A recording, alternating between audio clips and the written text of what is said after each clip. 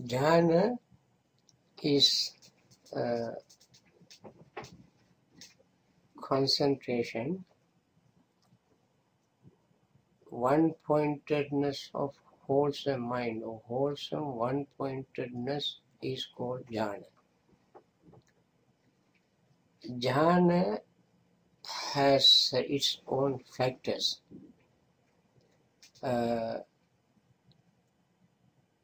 In order to attain jhana, one has to overcome hindrances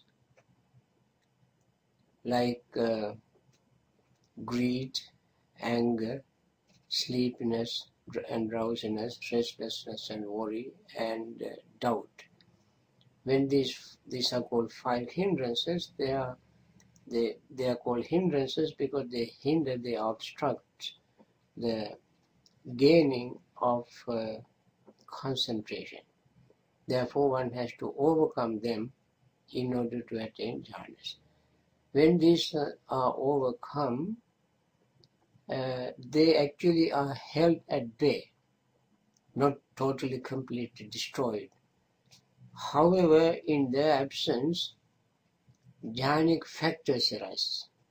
The factors are initial thought, application of thought, joy, happiness, and concentration. When these factors work together in unison as a team, that instant, that moment, mind gained very good, high quality concentration.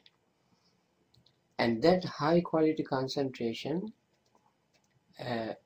concentrated state of mind is called jhana. That attainment is jhanic attainment. That state, that the state itself is called jhana.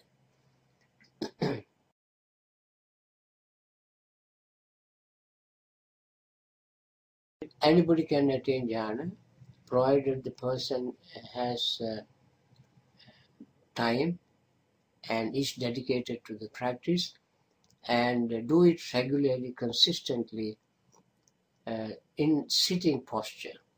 You cannot attain jhana while walking, talking, running, playing games and swimming and so forth. When you are physically and mentally very busy, you cannot attain jhana. You have to have a very quiet place, secluded place. You have to have a very relaxed, peaceful state and place where there's no noise. Of course, we cannot find noiseless place. There may be noise, should be minimum noise. Environment is more conducive to gaining concentration. That is why the solitude is absolutely necessary for gaining concentration. You have to find a quiet place, empty house, or even in your own room. You got to turn off all your cell phones, your regular phone, the computers and the TVs and so forth. If you have a house pets like dogs that make noise, you have to make them sit quietly, calmly. Some dogs are very cooperative. They are obedient. You have to make them sit quietly.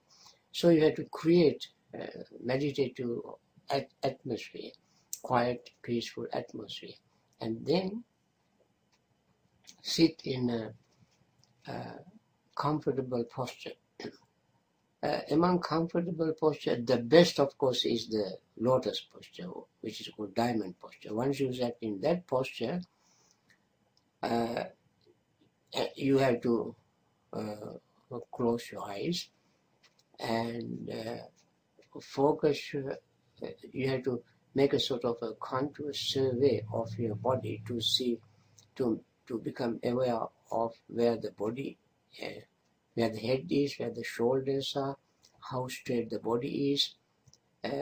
Once you made this survey and close your eyes and start the practice, if due to hindrances, if you fall sleepy and drowsy, you probably might slant forward, backward, or sideward, especially when everything is comfortable.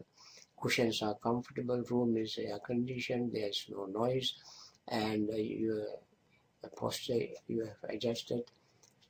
So even you have a very sort of a dehumidifier, or if it is a humid day, you may have, and dry days you may have humidifier, day with a lot of humidity, you may have dehumidifier and so forth. All these are working very smoothly to make everything quiet and calm and peaceful. The posture is quiet. And that is the atmosphere where you can practice jhana. As I said, when you keep the body straight, you have to have a subject for jhana to gain jhana. There are various subjects. The easiest one we recommend is your own breath. You close your eyes, focus your mind on the breath, and take few deep breaths to notice the sensation of breath. You may feel the sensation of breath somewhere in your nasal area. You don't have to force to look for the place where the breath touches. In order to gain concentration, however, you have to find one single spot where the breath touches when you breathe in and out to focus your mind on. Once you found the place, rims of the nostrils or tip of the nose or upper lip or inside the nose between eyes, there you focus your mind exclusively without thinking of anything outside, without trying to take all the details of breathing into account. Simply become aware of this place, the touch, the sensation of the breath, and keep focusing your mind. As the mind unites with the breath, then your hindrances sometimes become active, like especially sleepiness and drowsiness. Once you have overcome that, then its opposite might become active, like restlessness and worry.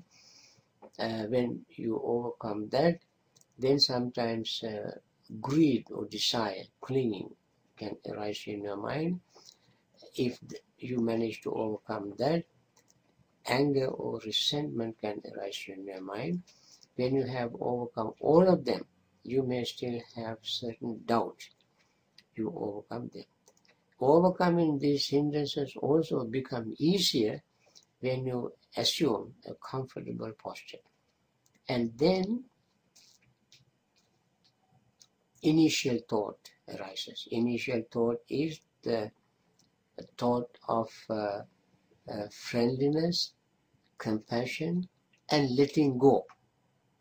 That is what we call generosity. That means you don't try to hold on to anything. Whatever arises, you can see it passes away, so you let it pass away. Don't try to stop it. Don't try to hang on to it. These three types of wholesome thoughts begin to arise in a very systematic way. Systematic way means very, very without any hindrances, without any difficulties. For instance, generosity is against the greed. That is one hindrance. And then compassion is against cruelty. That also part of the hindrance of hatred. And then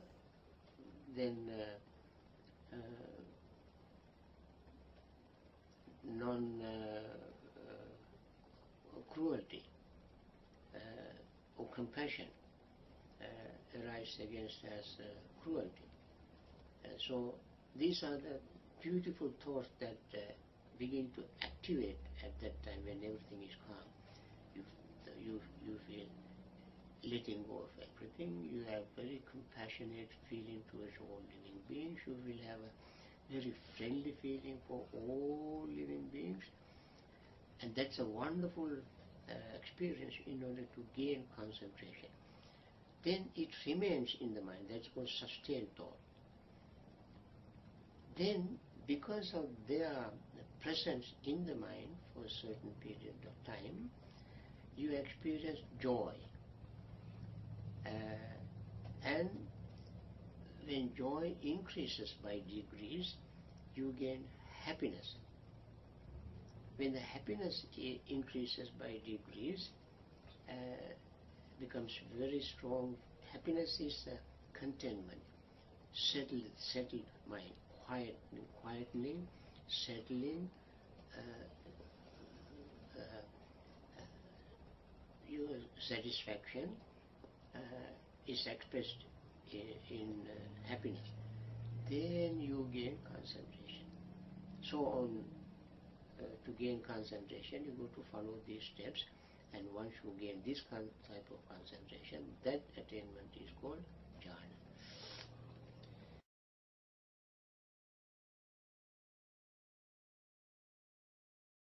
jhana. Jhanic concentration is necessary. That means a high quality of concentration. This concentration you gain also when you have hindrances, overcome hindrances. With the hindrances you cannot attain liberation or enlightenment, even the stream entry. Even for attaining stream entry, you have to have a high quality concentration. That may be jhana, that may not be jhana. For instance, when you listen to a Dhamma talk, your mind is fully preoccupied with the message of Dhamma, and you become so relaxed and delightful, again become very happy right while listening to the Dhamma talk, and you gain concentration, and that puts you on the track of attaining stream entry. So, but with the jhana, attainment of stream entry and so forth is easier. Without jhana, you have to have a previous meditative experience. If you have not done any meditation to cleanse your mind, purify your mind, to understand the Dhamma as it is taught, you cannot gain concentration, or you cannot attain stream entry. Therefore, either you have to have a tremendous amount of accumulated experience from your past practices, or you have to gain jhanas in order to attain the stream entry. So, the jhanic attainment itself is not necessary for the attainment of the stream entry, but the concentration has to be of high quality, almost like jhanic concentration.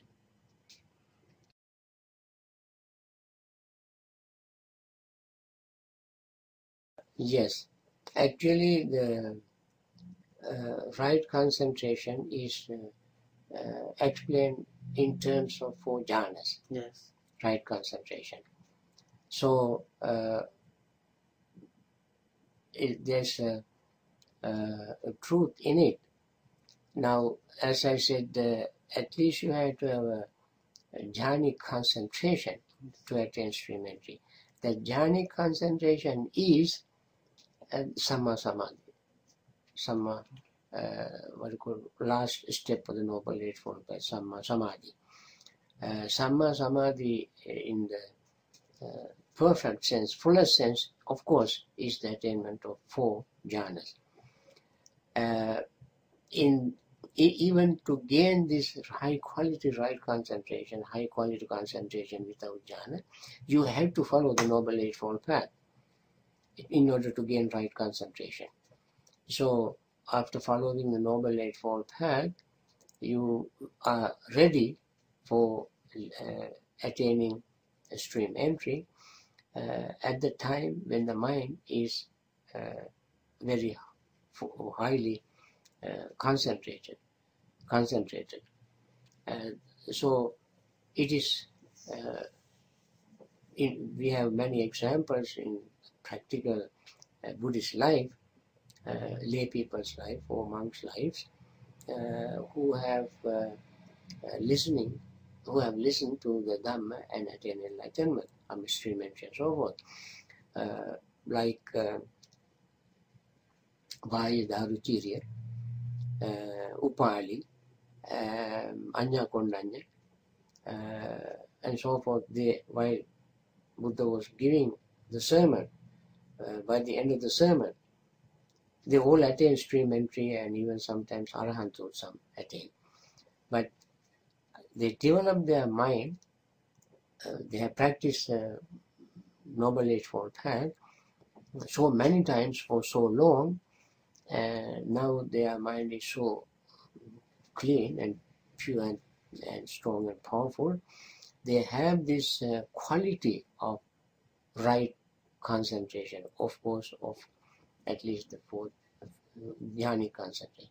There's one discourse called Atthaka Nagara Sutta in Majjhima Nikaya.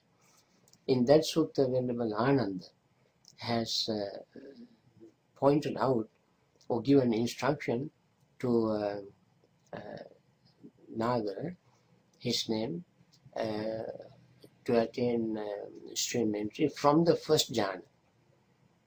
So some commentators like Buddhaghosa say you need excess concentration, very, very highly developed and very close to attainment of the first jhana. That level also is very pure level, strong, powerful level. But that is not as powerful as the concentration itself, and yet it is powerful enough to penetrate the truth, or to attain stream entry.